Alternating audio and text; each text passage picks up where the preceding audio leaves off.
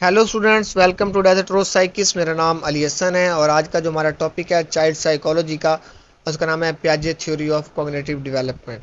चलें स्टार्ट करते हैं। इंट्रोडक्शन। जीन पियाजे एक मशहूर स्विस साइकोलॉजिस्ट थे जिन्होंने बच्चों की कॉग्निटिव डेवलपमेंट को गौर से मुतालिया किया। उनका ये कहना था कि बच्चों की सोच समझ जो होती है ना, अडल्ट से डिफरेंट होती है और वो मुख्तलिफ स्टेजेस से गुजर कर डेवलप होती है। ये थ्योरी बच्चों की कॉग्निटिव एबिलिटीज़ को समझने के लिए एक बुनियादी फ्रेमवर्क प्रोवाइड करती है।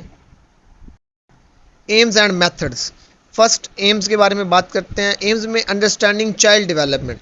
प्याजे का मकसद था कि वो बच्चों की सोच समझ की बुनियाद और उसकी डेवलपमेंट को समझें। फिर उन्होंने आइडेंटिफाइंग स्टेजेस का, वो ये मालूम करना चाहते थे कि बच्चों की जो कॉग्निटिव डेवलपमेंट किन स्टेजेस से गुजर कर होती है और हर स्टेज की जो खसूसियत क्या है। फिर उन्होंने मेथड्स पे बात की। फिर उन्होंने मेथड्स में ऑब्जर्वेशन का मुताला किया। प्याजे ने बच्चों की जो बिहेवियर को गहरा मुताला किया और उनके जो मुख्तलिफ टास्क दिए ताकि वो उनकी थिंकिंग प्रोसेस को समझ सकें। फिर उन्होंने क्लिनिकल इंटरव्यूज़ किए। उन्होंने बच्चों से सवालात करके उनकी रीजनिंग और अंडरस्टैंडिंग को एक्सेस किया। फिर उन्होंने एक्सपेरिमेंट्स किए। प्याजे ने कंट्रोल्ड एक्सपेरिमेंट का इस्तेमाल किया ताकि वो स्पेसिफिक कॉग्निटिव एबिलिटीज़ का पता लगा सकें। जैसे कि प्याजे ने कन्वर्जेशन टास्क का इस्तेमाल किया जिसमें बच्चों से पूछा जाता है कि क्या दो मुख्तलिफ शेप्स का पानी का जो लेवल है बराबर है या नहीं। इस टास्क पे बच्चे की जो लॉजिकल थिंकिंग और कन्वर्जेशन अंडरस्टैंडिंग को असेस किया जाता है। Stages of cognitive development. इसमें फर्स्ट आती है सेंसरी मोटर स्टेज, जो बर्थ से 2 ईयर तक रहती है। इस स्टेज में बच्चा अपने इन्वायरमेंट को सेंसरी एक्सपीरियंस और मोटर एक्शन से एक्सप्लोर करता है। ऑब्जेक्ट परफॉर्मेंस का जो कॉन्सेप्ट है यहाँ डेवलप होता है।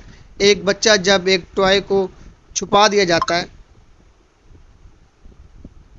तो वो उस टॉय को ढूंढने की कोशिश करता है, जो ऑब्जेक्ट परफॉर्मेंस का सिग्नल है। फिर आता है प्री ऑपरेशनल स्टेज।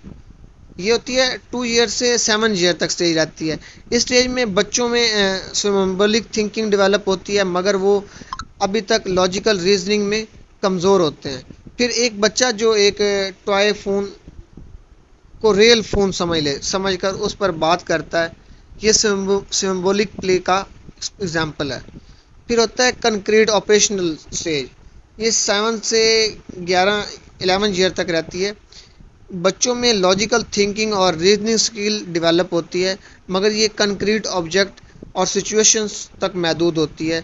जैसे कि बच्चा ये समझने लगता है कि अगर पानी को एक गिलास से दूसरे गिलास में डाल दिया जाए तो पानी की जो क्वांटिटी नहीं बदलती, जो कन्वर्सेशन का कॉन्सेप्ट है।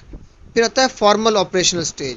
ये 12 ईयर से ऊपर तक चलता है। इस स्टेज में क्या होता है, इसमें ऑब्स्ट्रैक्ट थिंकिंग और हाइपोथेटिकल रीजनिंग डेवलप होती है। एक टीनेजर जो कॉम्प्लेक्स मैथमेटिकल प्रॉब्लम को सॉल्व कर सकता है, वो इस स्टेज की कॉग्निटिव एबिलिटीज़ को दुरुस्त तरीके से यूज़ कर रहा है। अब हम बात करते हैं पियाजे की प्रोज एंड कॉन्स थ्योरी में। अब प्रोज में उन्होंने क्या कहा था? प्रोज में उन्होंने कहा था कंप्रिहेंसिव फ्रेमवर्क। ये थ्योरी एक कंप्रिहेंसिव फ्रेमवर्क प्रोवाइड करती है जिसे एजुकेटर्स और साइकोलॉजिस्ट बच्चों की डेवलपमेंट को समझ सकते हैं। फिर उन्होंने कहा था स्टेज वाइज डेवलपमेंट। पियाजे ने डेवलपमेंट को स्टेजेस में कैटेगराइज करके ये समझने में मदद की कि बच्चों की जो सोच समझ किस तरह इवॉल्व होती है। फिर उन्होंने एजुकेशनल एप्लीकेशन, इस थ्योरी का इस्तेमाल एजुकेशनल सेटिंग में करिकुलम और टीचिंग मेथड्स डिज़ाइन करने में होता है। कौन पर बात करते हैं under estimation of children abilities. कई दफ़ा ये थ्योरी बच्चों की कैपेबिलिटीज़ को अंडर एस्टिमेट करती है, क्योंकि कई बच्चे इन स्टेजेस से पहले भी सर्टेन टास्क परफॉर्म कर लेते हैं। फिर होता है lack of consideration for cultural influence. पियाजे की थ्योरी कल्चर और सोशल फैक्टर्स को पूरी तरह से इंक्लूड नहीं करती, जो कॉग्निटिव डेवलपमेंट को इफेक्ट करती है। रहता है फिक्स स्टेज।